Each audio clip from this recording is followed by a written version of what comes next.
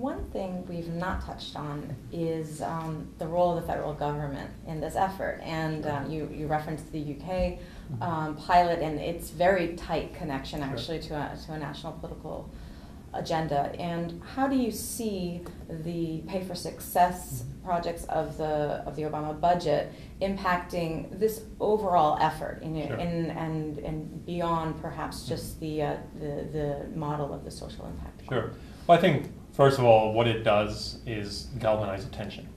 When President Obama proposed that $100 million pay for success mandate in the 2012 budget, suddenly we started receiving more calls.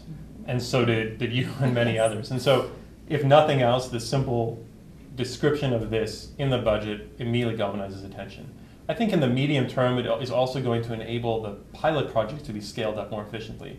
Again, I think we need to be clear, there's enough momentum behind this idea that even absent the federal government mandate, some pilots would have been launched anyway and will be launched in the next few months. The federal mandate is not necessary for that. What it is necessary, it is one piece of that fertile soil in which those initial pilots will be planted. Because if they succeed, or if they create momentum and those pilots demonstrate to others the potential of this idea, what the federal mandate does is make it much easier for local and state governments to follow on. So we don't think that the mandate was necessary to get this momentum going. It is going to be crucial to ensure that the first phase of pilots translates quickly into the rollout in a broader way. And so I think that's where the money itself will make a difference. And beyond the money, it's that mandate from the federal government that effectively says to local and state governments, here is some bureaucratic cover to ensure that you can move more quickly than you otherwise might have in adopting this innovation. Certainly your point about the difference between work in the US and the UK is something that we've noticed through this work, and I think it's quite obvious to people who work as deeply as you and others do in the US government, and that is both the genius and at the times frustration of our system is its decentralized and polyglot nature.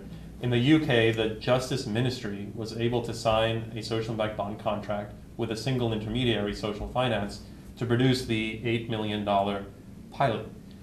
In the US, when we talk to people who work on issues of recidivism and justice, it's almost laughable, the idea that we could find one person in Washington who could underwrite that contract because of the decentralized nature of our justice system and the role that local and state governments play.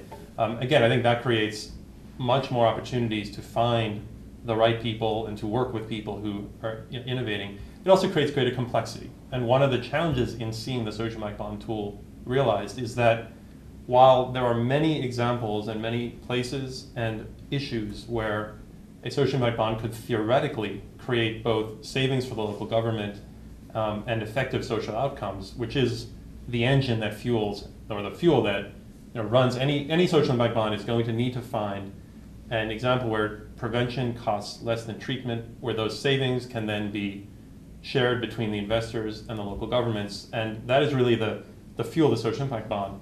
One of the challenges in a system as decentralized and complicated as ours is, in many cases, where we can create savings, those savings might not accrue to a single entity, a single agency, and therefore finding the logical counterparty for the social service providers and the investors to work with in government is more difficult. Because even if we're able to generate millions and millions of dollars of savings, those savings might fall onto the books of two different local agencies. They might come with some state money that's now being saved, and there might be some federal money as well. And it creates a more complicated environment to work. I think, again, that's why we need to be very realistic about understanding not only where this tool could be effective, but also being very realistic in understanding where it will not be. Not only because the social issue might not be appropriate for this kind of funding, but also because the nature of how that social service and how the treatment programs are funded might make it too complicated for investors, at least in this beginning phase, to make these pilots work.